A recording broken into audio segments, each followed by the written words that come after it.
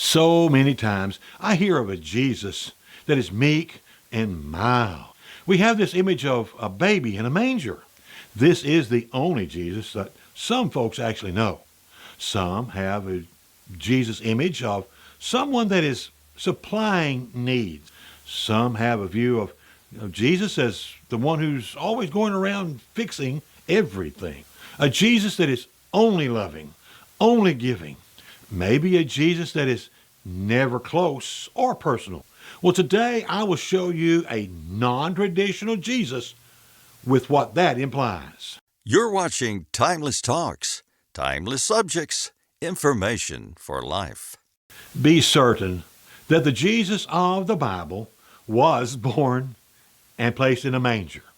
He did supply the needs of the hungry and the disenfranchised. He still loves and gives and is gracious and very merciful. But be clear, Jesus was an intense person and he made things personal. In Mark 1 is the account of Jesus and a leper.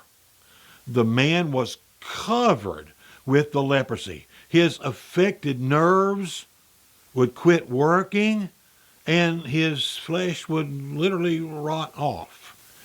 He came begging Jesus for help.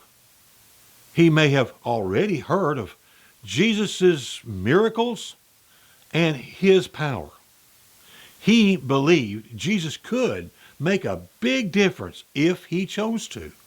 He said, "You can fix me if you want to." Jesus had pity on him. He felt compassion. He was moved to do something. Jesus said he would. Jesus reached out and touched a leper. He touched a leper. Ugh. And as soon as he touched the leper, the disease was vanished, completely cured instantly. Now, pay attention to what happens next. It is not the traditional picture of Jesus.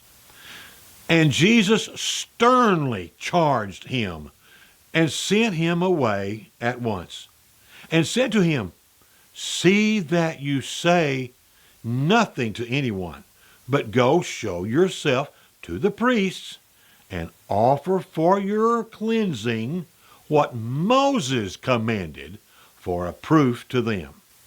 It says Jesus sternly charged him. I looked up the Greek word and learned that it literally means to snort with anger. It's a kind of indignation. How can I picture this for you? Well, it's not quite as strong as getting in someone's face, but it's far stronger than the wimpy, "Please do this." Jesus knows everything about everyone, including this leper. So he talked to him directly, intensely, powerfully to this man in a way that he would pay attention and do what Jesus says.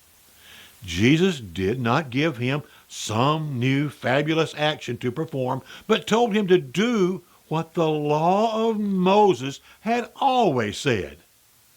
And his actions would be enough proof of the healing. No publicity was needed, not by Jesus. Jesus just wanted the man to do what the scriptures said. Maybe this man was a little bit hard-headed. I mean, none of us are hard-headed, are we?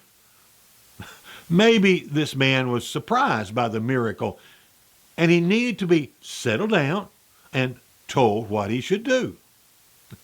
Maybe he just had ADHD. And the fact is, we're not told why Jesus was sternly charging him. But the fact does remain, Jesus gave his message to the man at point-blank range, and he should have obeyed. What if God, through the Bible, delivers a message to you that you don't feel good about, but it is at point-blank range? What would you do? God has told us straight up that homosexuality is bad and can't go to heaven. He's done the same thing with adultery, telling us that it's wrong. If you look in Romans 1 at all the different things he has plainly told us that are self-destructive and will keep us from heaven. And if God also tells you how to have all these sins removed, and he tells you at point blank range, what will you do? Before you answer, though, please take time to watch the videos you see listed down in the additional resource section below.